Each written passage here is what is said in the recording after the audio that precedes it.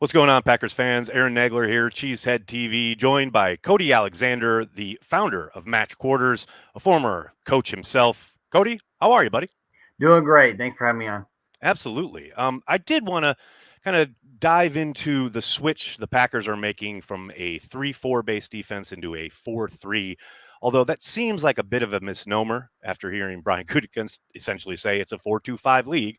You're almost always presenting four linemen in some capacity to a offense. Looking at it like 30,000 feet, you're transferring from what Joe Barry was doing to what Jeff Hafley most likely will be doing. What are the keys? What are the things that are going to be a bit different for Packers fans as far as down to down noticeable differences, if there are any? I think there's going to be an emphasis on playing cover one. That's really been what Hafley has done a lot of times. So coverage wise, that's what you're going to get. Now, when you play some of these different teams that really challenge you through the air, kind of these more spread centric teams, you're probably going to see a little bit more quarters.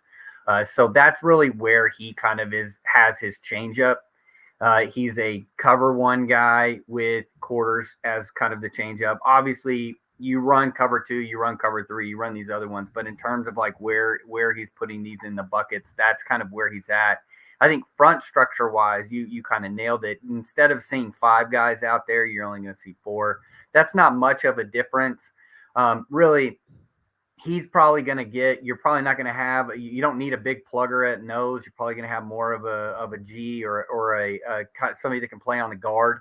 And then obviously everybody wants a three technique, whether you're in an odd front or an even front, it really doesn't matter. And then you're going to have your two stand-up ends. I mean, if you turn on Boston College tape, you're going to see their defensive ends standing up instead of their hand down. And really anymore, it's more of a preference on the coach than it is anything else. What do you make of that as far as your hand down in the ground or standing up? Because I think obviously for Packers fans, we've watched some iteration of a 3-4 defense basically since, Dom Capers came to town all those years ago. And we've gotten used to guys, standing up as outside backers, although maybe in some situations they are considered defensive linemen.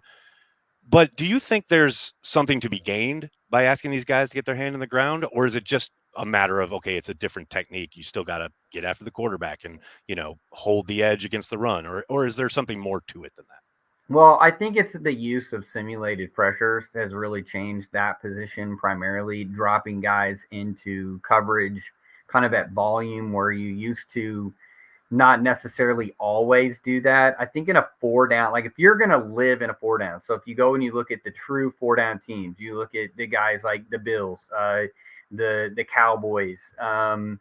We saw it last night, two four down teams. Yeah, right. The 49ers and the Chiefs, they're going to have their guys' hands in the ground.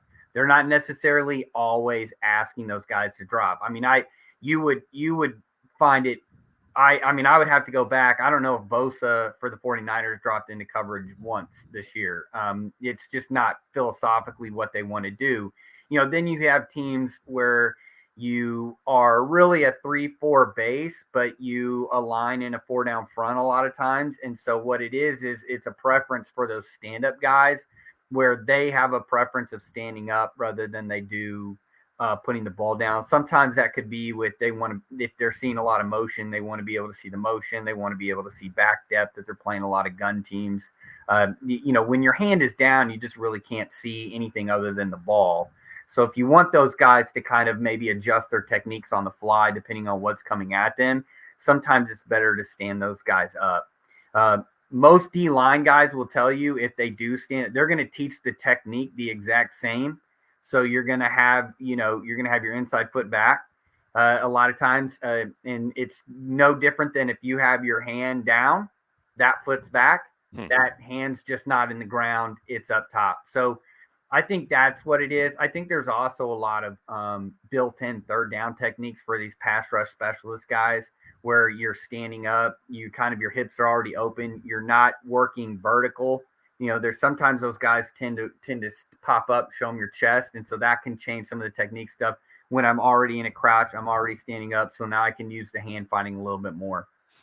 Listening to you talk about the kind of differences and what the emphasis might be from player to player, I keep thinking about Rashawn Gary. And something we heard a lot on the broadcast last night during the Super Bowl regarding Bosa was his discipline when it came to not getting too far past the quarterback with his rush, right? Making sure that that lane integrity stays intact. How important is that in a 4-3, or is it any more important?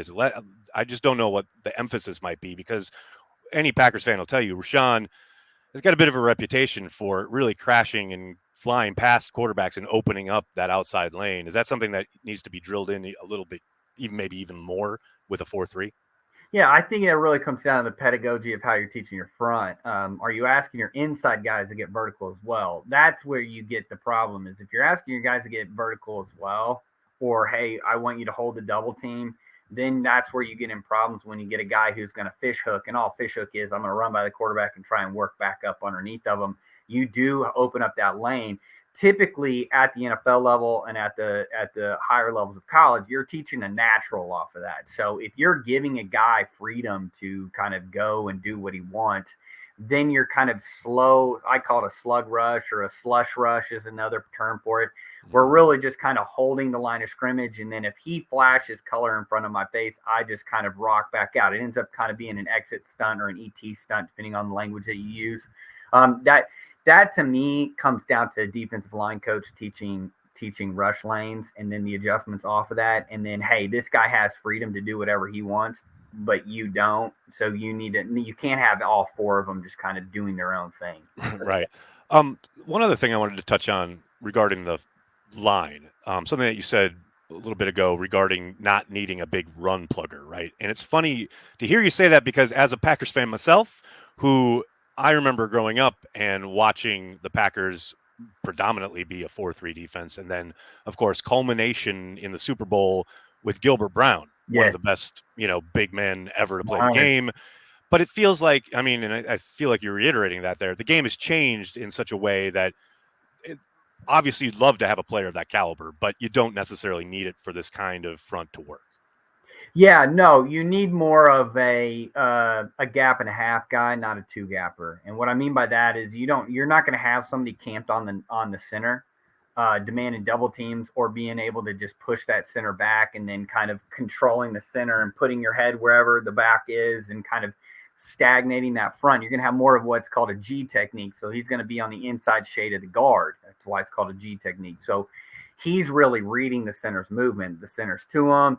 He's going to try and lock out, get that double team. And then if the center goes to the next level, snap back out and then play the guard. A lot of times what you're seeing now too, especially with, we're getting so much outside zone, we're getting stretch, we're getting some of these zone actions, is actually facing the guard. So I'm working instead of being a 2-eye and reading the center, I'm actually going to step to the guard, elongating that block for the center if he's going to come to me. If he doesn't, it creates an even wider lane for that Mike to run through. What you're trying to do is create you're in a 4-2-5 with what you're talking about, and in a G front like this, you're trying to get your linebackers to stay kind of on that line and then attack downhill. It's more of a patient. And then if I have a gap and it's open, I keep my foot in it. And then if it disappears, then I rock back. That's where the mixing of kind of the 3-4 fallback mentality, the A to C kind of mentality that you see, and then adding that in with the G front, the 4-2-5 stuff, is it's really what you're trying to do is control the 5 offensive linemen with 4. And then you're funneling the running back either into a phone booth in the A gap, or he's got to roll off the table one way or the other, where we're going to have overhangs and our linebackers are going to be able to fall back or work to that. Given Hafley's background, right, you look through his history and where he's been and what he's employed, especially with his time at Ohio State and then in Boston College. Do you suspect that there's a chance that I know, and there's been a lot of assumption about the switch to a 4-3 with good reason. I understand it. But is there a chance there are some packages where you're literally finding like 3-4 concepts or sprinkling in some stuff from a 3-4? You look at his history. He was a Dave Wanstead 4-3 quarters guy at Pitt, right? Worked for Phil Bennett, who's a mentor of mine for his last year there. So I can tell you that defense right now, what that looks like. And the belly key and the G technique and all that stuff that I just explained, that's what they were running at Pitt. So it's that Jimmy Johnson 4-3 kind of quarter system that you're going to get. Then he goes and works with Shiano, which is more of a tilt front guy. So tilt front is just another word for an under, meaning you're setting the 3 technique away from the strength. And it's kind of what the Seahawks made that really famous, right. running cover 3 behind that. In fact, if you go watch Rutgers now, they are a tilt front cover 3 quarters team right now. They haven't really changed. So, you have that probably built in. If he needs to run a 3-4, he can find a way to run more of an underfront out of that. Then he goes to Jim O'Neill, Jim O'Neill is a Rex Ryan guy. So this is, if you look at his blitz. There you go.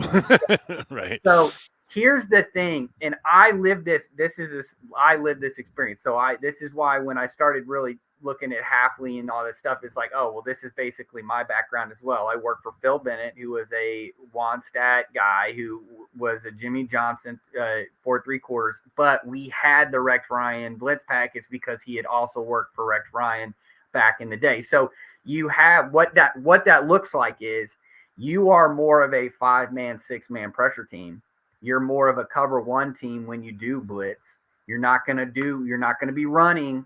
Let's take the Vikings, for instance, since we're talking Packers, everybody's quite familiar with them. We're not going to do a bunch of simulated pressures. We're not going to have a bunch of cover 2 movement and playing really soft Tampa 2 on 3rd down.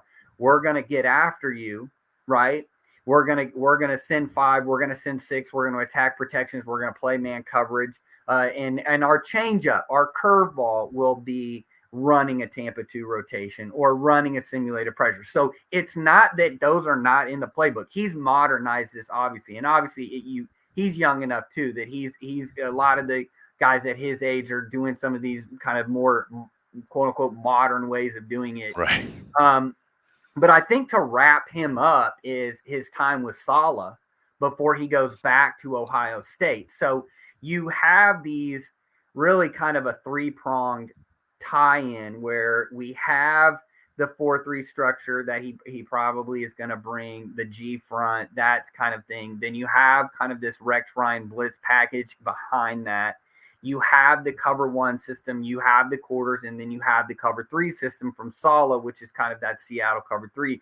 So it's an all-encompassing, it's kind of a whole program. Now, where he lies collegiately at least is in the cover 1 world.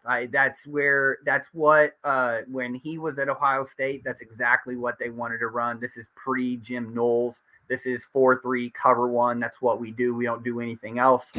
And then at Boston College, that's essentially what he's done there as well. It's run a 4-3 cover 1. We're going to do different things. When he played SMU, and some of these other teams that actually run like pure spread stuff, they're more quarters. So if you do see some pure spread stuff, you see more 11 personnel with vertical columns, that you're going to get your quarters. But you're right. You look at his history and what kind of he is, that's the roadmap, and that's what you can expect.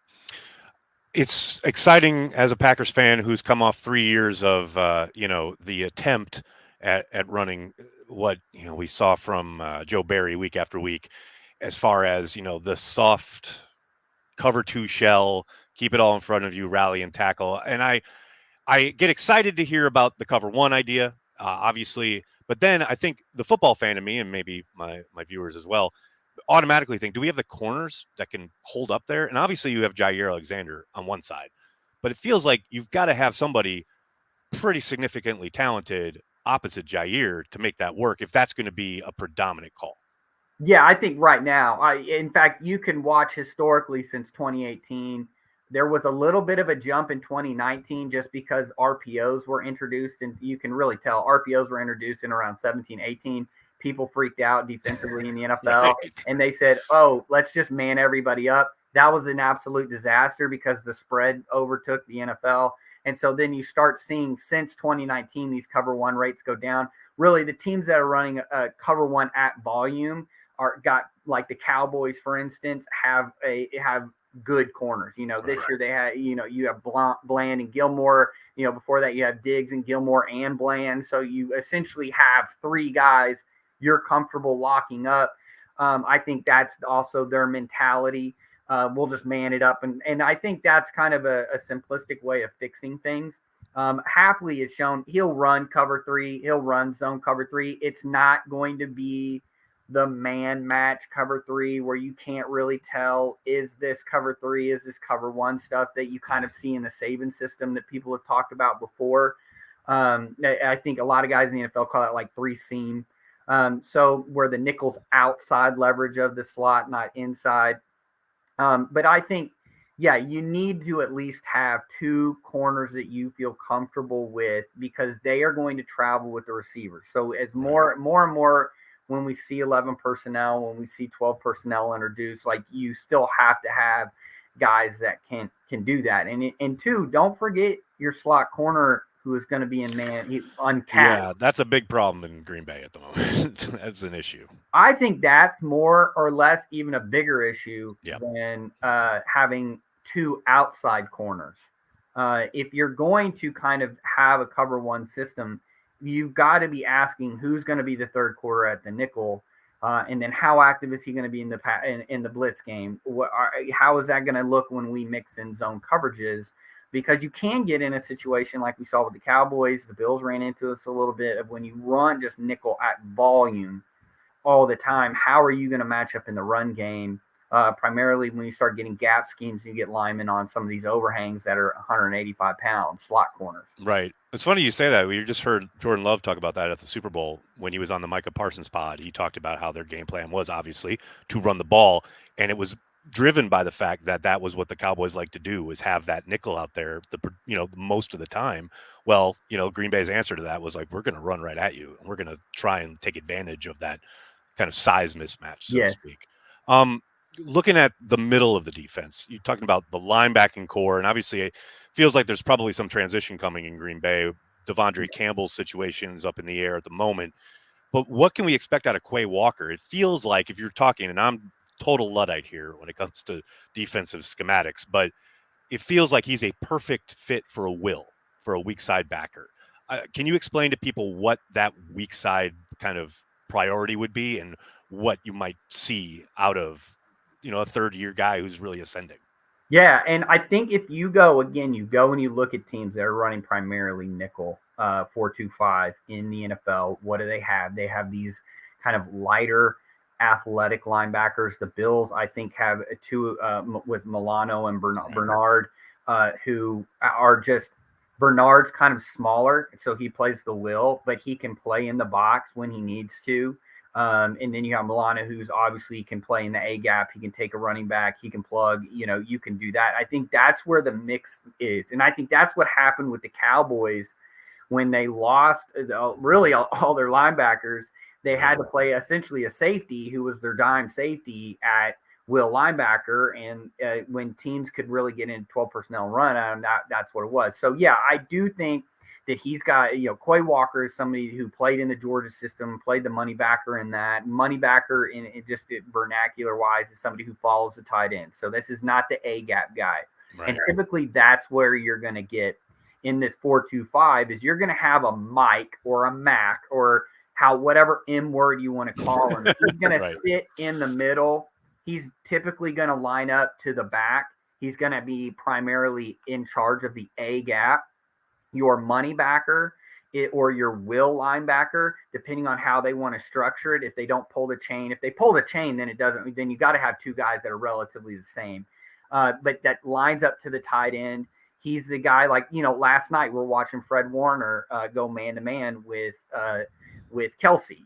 They're not necessarily, even if Greenlaw hadn't gotten hurt, you're not going to put Greenlaw on that. So that's kind of the difference. Even in a situation where they've got two great linebackers, you're always going to have one that's more primary coverage based and then the other that's more box based. And that will be the difference.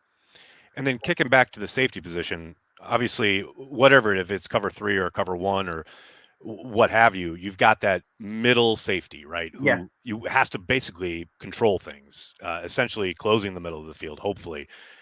how talented does that guy need to be? Because I've seen some kind of reactions online to this idea that, okay, they're going to run middle of the field close predominant most of the time.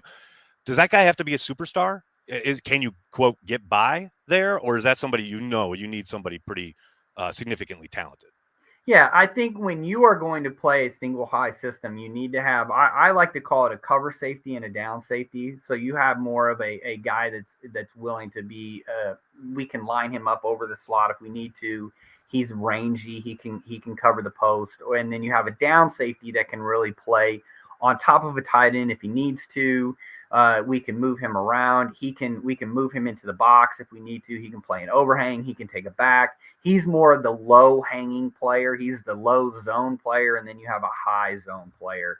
And that's typically how these 4-2-5s have been kind of charged. Is you have a cover safety who's going to hang over the nickel, can help take him with a vertical if we send him on a blitz or playing other coverages. Then your down safety, who's really kind of what you would call in college your boundary safety, is going to be more of your kind of, he's the corrector in the box, right? Because we are in this system going to be canceling gaps through movement or trying to play some techniques to keep people off of our backers. And so a lot of times you need that extra guy is coming from the secondary, and it's usually coming from that down safety position. Absolutely love it. Cody, I cannot thank you enough for the time, for even beginning to explain some of this stuff. If you out there are watching, you're listening, and you're thinking, I'm hearing a lot of phrases and words and stuff, concepts that maybe you're not familiar with, make sure you check out Match Quarters. I'll link to it in the description of this video. You can really take a deep dive into defense in general, and especially what the Packers are about to embark on. Cody, cannot thank you enough for the time, man. Yeah, appreciate it. Thanks for having me on.